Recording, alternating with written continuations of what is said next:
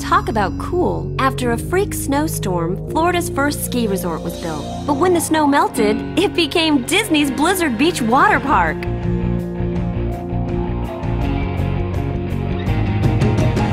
Where you can slide 12 stories down from towering Mount Gushmore.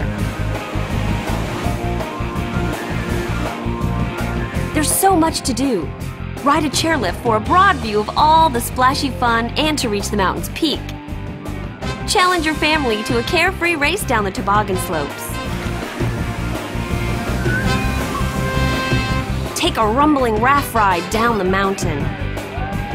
And while thrill seekers are riding the slopes, kids can frolic at their own attractions.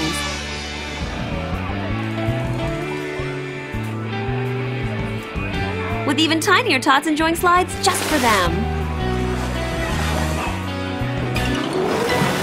Don't miss the Splash Fest at Disney's Blizzard Beach.